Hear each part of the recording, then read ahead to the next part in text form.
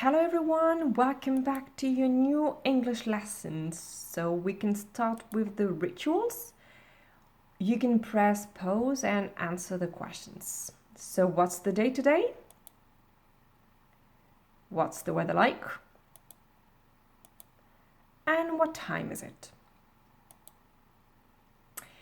Alors, pour cette 12e séance de cours à distance, je vous propose une nouvelle citation. Quote of the day, keep your eyes on the stars and your feet on the ground.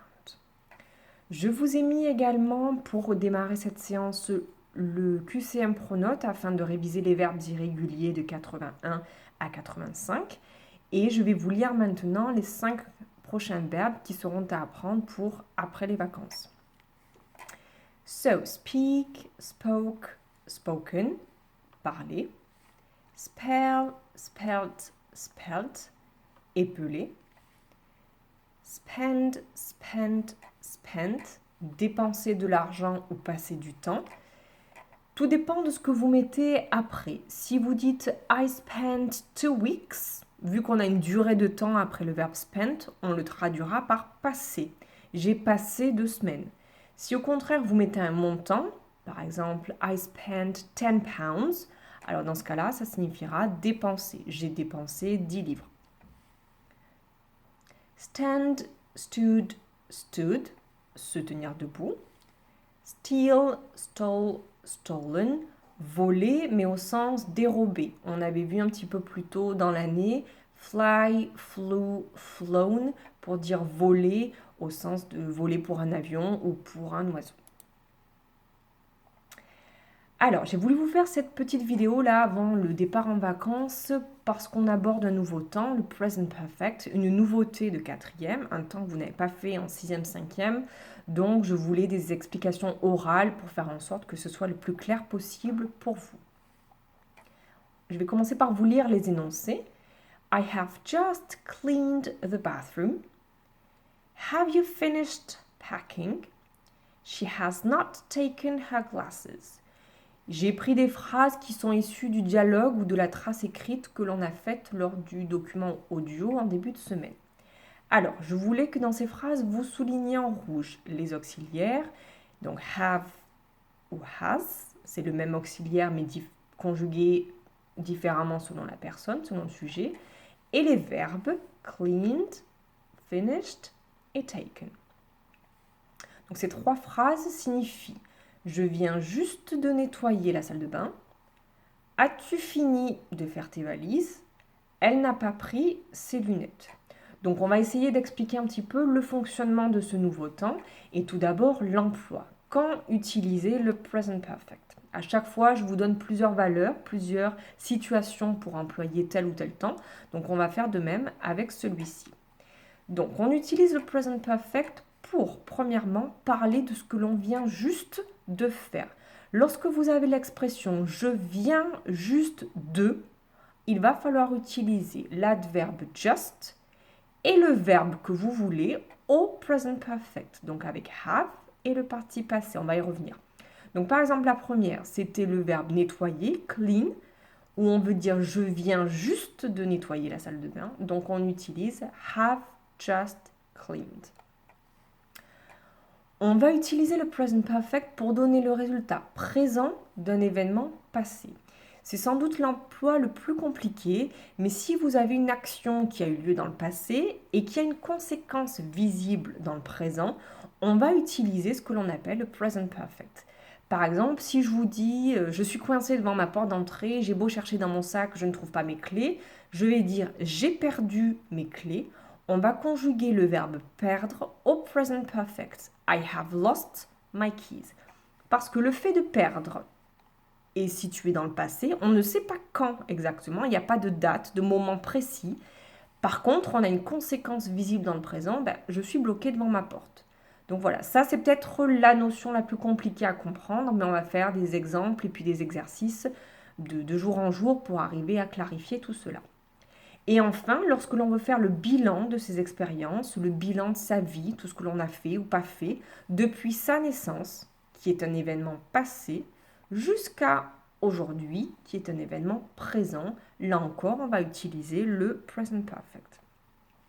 Donc, ce temps-là permet vraiment de faire le lien entre le passé et le présent. C'est vraiment une notion clé pour ce temps-là. Et on le retrouve dans present perfect. On a le mot présent et le mot perfect pour dire passé. En français, le present perfect va pouvoir se traduire par du passé composé, essentiellement, ou du présent dans certains cas. Comme dans l'expression, par exemple, I have just cleaned, je viens juste de, on a le verbe venir qui est au présent.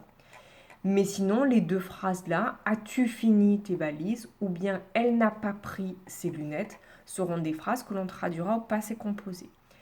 Il va falloir faire attention, mais là aussi on va avoir l'occasion de le répéter. Le passé composé peut se traduire par du prétérit en anglais. Donc pour l'instant, on va bien parler du present perfect et puis ensuite on essaiera de traduire soit par du prétérit, soit par du present perfect, toutes les phrases que l'on aura au passé composé. Donc il faudra être capable de bien déterminer les emplois pour faire le choix du bon temps. Alors la formation, conjugaison, le present perfect pour le coup va ressembler au passé composé puisque c'est un temps qui est composé. Donc on va avoir le sujet, l'auxiliaire, donc ça va être l'auxiliaire avoir, pas d'auxiliaire être au present perfect, c'est vraiment que l'auxiliaire avoir conjugué au présent. Donc on va avoir have pour les sujets I, you, we, you, they. Et par contre, à la troisième personne du singulier, he ou she, on aura has. Et deuxième partie du verbe, du temps, ça va être le participe passé. Pour former le participe passé, on va encore avoir besoin des verbes réguliers et irréguliers. Quand le verbe sera régulier, il suffira d'ajouter ed, comme au prétérit, sauf que là, il y aura avant l'auxiliaire. Okay? Par exemple, dans la phrase « j'ai nettoyé »,« I have cleaned », alors qu'au prétérit, on aurait eu juste « I cleaned ». Et quand on a un verbe irrégulier, on va utiliser la troisième colonne. Enfin, vous allez me dire, parce que jusque-là, vous avez appris les verbes irréguliers en utilisant que la première colonne passe verbale ou deuxième colonne prétérit. Donc on va enfin utiliser cette troisième colonne des verbes que vous avez appris jusque-là. Pour former une phrase négative, il suffit juste d'ajouter not après l'auxiliaire. On a déjà un auxiliaire, donc pas besoin de rajouter do, did ou quoi que ce soit. Je garde mon auxiliaire have ou has et j'y ajoute not à la forme pleine ou contractée.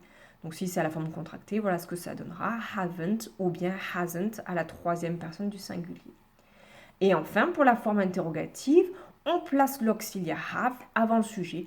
Comme dans chacune des questions, l'auxiliaire se place avant. Donc là, ce sera have que je mettrai avant le sujet. Comme par exemple dans la question que je vous ai mise, have you finished packing? As-tu fini tes bagages? Quelques adverbes à utiliser avec le present perfect. Quand on avait fait le prétérit, on avait vu que certains mots s'utilisaient obligatoirement avec le prétérit. Par exemple, ago qui veut dire il y a, last week, last month. Donc on va voir qu'avec le present perfect, il y a des mots qui déclenchent l'utilisation de ce temps-là. Ces adverbes vont se placer à chaque fois entre l'auxiliaire have et le participe passé. La construction de mon verbe va être du coup séparée pour que l'adverbe s'intercale entre les deux. Donc par exemple just, qui signifie juste, mais dans le sens où on vient juste de faire quelque chose. Quand l'action vient juste de se faire, on va utiliser just et on va mettre le verbe que l'on veut au present perfect. Il y a aussi l'expression not yet, qui signifie pas encore. Donc cela indique que quelque chose n'a pas encore été fait. Et on va utiliser avec cette expression un verbe au present perfect également. Donc mon auxiliaire sera la forme négative, not, et yet par contre sera un petit peu séparé puisqu'il se mettra plutôt en fin de phrase. Par exemple, je n'ai pas encore nettoyé, se dira I have not cleaned yet. Always, vous le connaissez, on l'a vu au présent, donc on peut l'utiliser au présent lorsque l'on affirme une habitude, mais on peut l'utiliser avec du present perfect dans des phrases affirmatives quand on fait le bilan de sa vie, donc toujours le lien passé-présent, et pour dire par exemple « Ah, j'ai toujours rêvé de faire ça, c'était vrai quand j'étais petite, ça l'est toujours actuellement.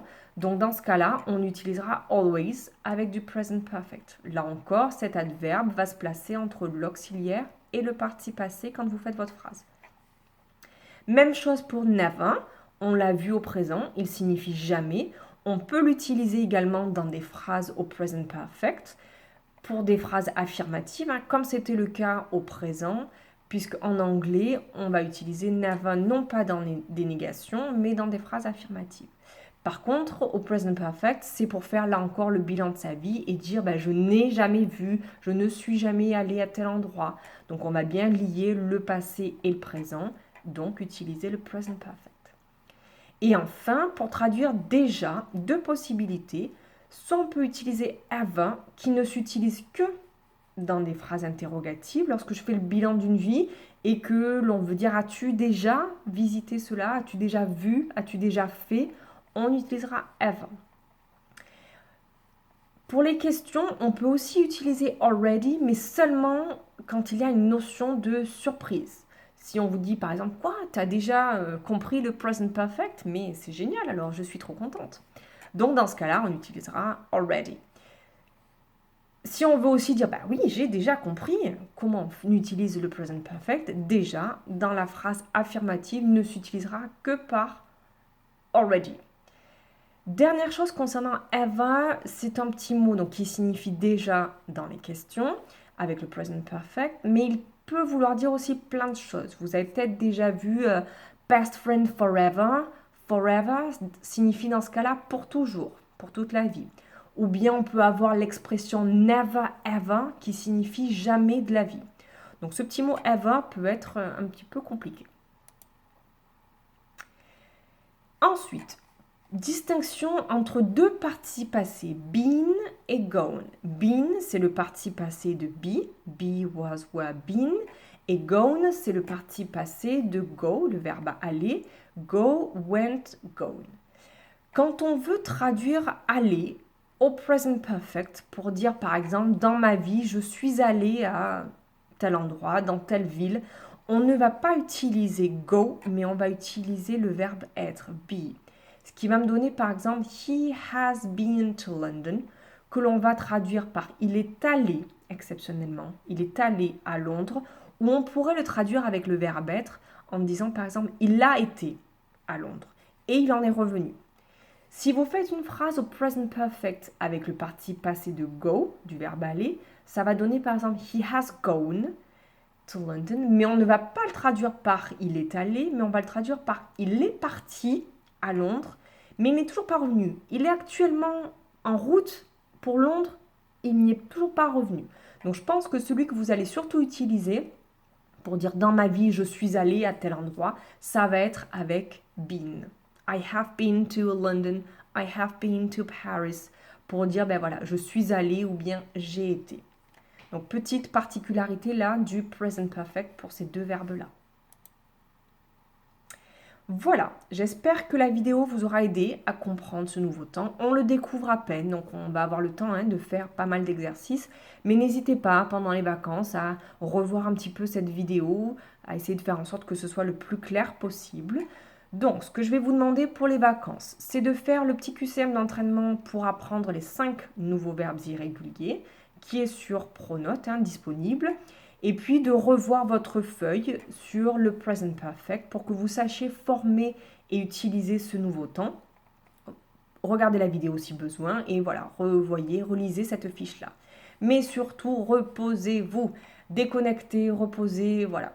Prenez vraiment le temps de vous poser et faire d'autres choses que les cours. On en a bien besoin après cette période plutôt difficile et intense. So, I wish you a good holiday. Take care and see you soon.